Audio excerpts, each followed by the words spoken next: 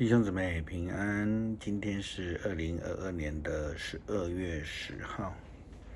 今天的经文是诗篇146篇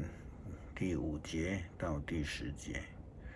撒母耳记上卷第2章第1节到第8节，路加福音第3章第1节到第18节。今天要跟大家分享的主题是警醒。不知道大家是否有感觉，在智慧型的手机发明之后，有许多的生活形态都被改变了。过去在台湾，无论是遇到台风啊，或是这个地震的报道啊，就会看到说全家人就看着电视新闻盯着看。后来进步了一点，在电视新闻或是电视节目的旁边有跑马灯，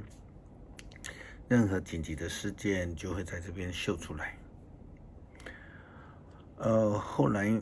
最近几年开始，我们会经常收到一个非常响亮的那种声音啊。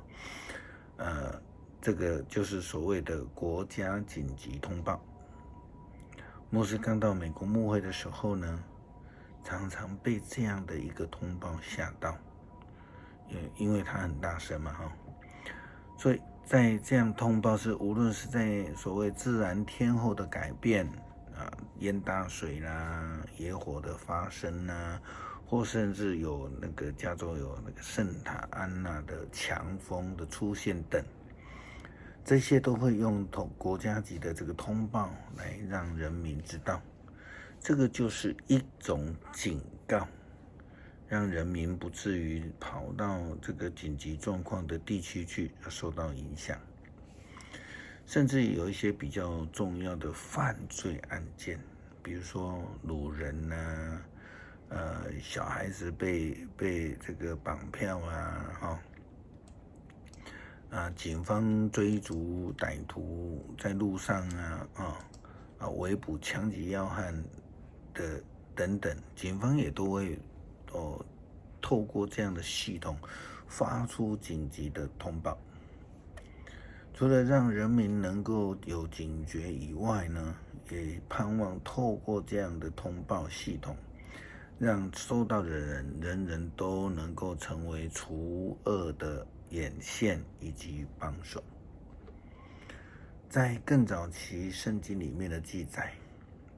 那个时候没有手机，没有电视，没有收音机，也没有普遍的文字的传输。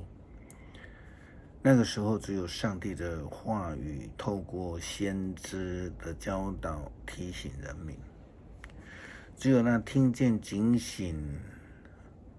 而愿意心向着上帝，让上帝的应许、上帝的赐福能够成真，